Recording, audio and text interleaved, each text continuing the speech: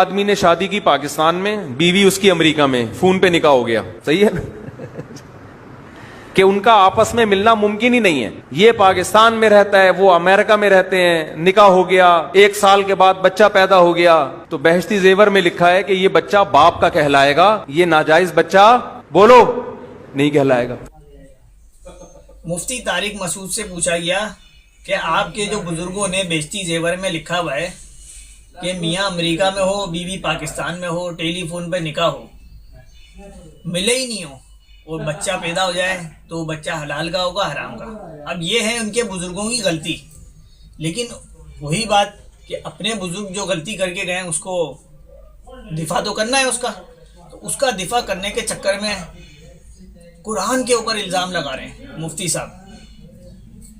ثابت کر رہے ہیں قرآن سے کہ بھائی وہ سلیمان علیہ السلام کے دور میں, یہ آپ سن سکتے ہیں ان کی بات ان کے محمد کے طور پہ مل گئے ہوں. جیسے سلیمان علیہ السلام کے دور میں وہ بزرگ سیکنڈوں کے اندر تخت اٹھا کے لے آئے تھے نا, تو عین ممکن ہے کوئی جن سیکنڈوں کے اندر اس کو وہاں لے گیا ہو.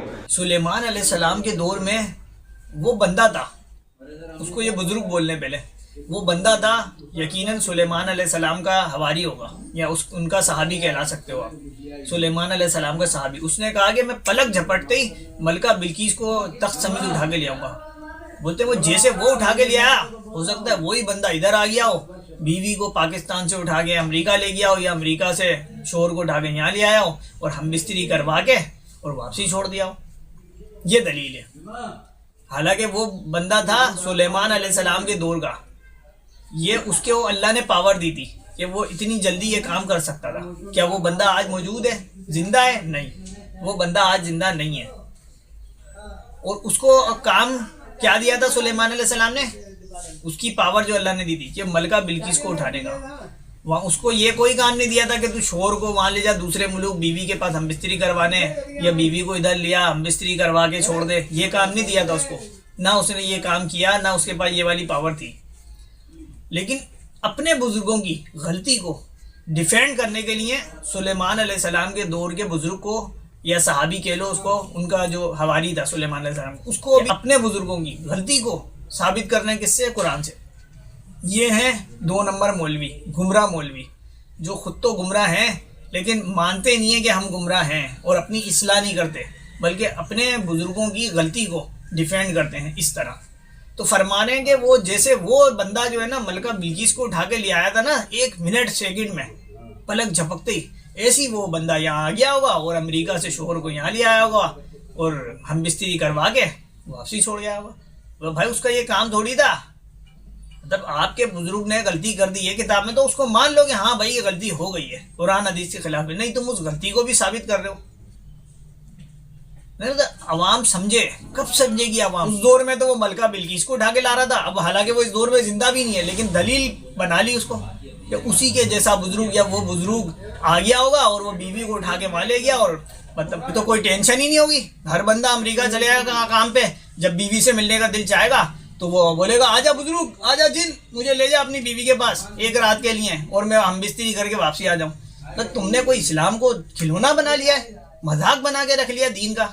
عوام دیکھے اور سمجھے کہ یہ کیسا جاہل مفتی ہے 1 نمبر کا, کہ اپنے بزرگوں کی بکواس کو ثابت کر رہا ہے. اب معاشرے کے اندر برائی کیا پھیلے گی محترم بھائیوں؟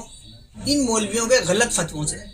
کہ اب جس عورت کا شوہر باہر ملک گیا ہوا ہوگا وہ خوب زنا کرے گی, 3 4 5 بچے پیدا کر لے گی. جب اس کا شوہر آئے گا باہر سے, وہ بولے گا یہ کس کے بچے ہیں؟ تو بولے گی تمہارے ہیں. وہ بولے گا میرے تو ہو ہی نہیں سکتے, میں تو ملا ہی نہیں ہوں تم سے. وہ ویڈیو دکھا دے گی نکال کے طارق مسعود صاحب کی, یہ دیکھو مفتی طارق مسعود نے بولا ہے کہ وہ آپ کو بزرگ اٹھا کے لایا تھا فلاں رات کو اور ہم ملے تھے اور آپ کو واپسی چھوڑ دیا تھا. آپ بھول گئے ہو, آپ کو یاد نہیں ہے. آپ آتے رہے تھے چند راتوں کو, بزرگ لے کے آ رہا تھا آپ کو, اور آپ یہ کام کر کے آپ واپسی چلے جا رہے تھے, آپ ذہن سے نکل گئے. تو یہ بچے آپ کے ہی ہیں. اب شوہر کچھ بول نہیں سکتا کیونکہ وہاں پر مفتی صاحب کا فتویٰ ہے کہ وہ لے کے آتا تھا اور کھڑکھواڑی کروا کے, مطلب ہم بستری کروا کے واپسی چھوڑ آتا تھا. تو مطلب یہ تو حرامی بچوں کو پرموٹ دیا جا رہا ہے. یہ کیسا مذہب ہے؟ یہ جتنی بھی خراب عورتیں ہیں, فاحشہ عورتیں ہیں, جن کے لوگ شوہر باہر گئے میں, پہلے تو وہ ڈرتی تھی کہ اگر کوئی غلط کام کیا اور بچہ پیدا ہو گیا تو میں تو زانیہ شمار ہو جاؤں گی. لیکن اب ایسا کچھ نہیں ہے.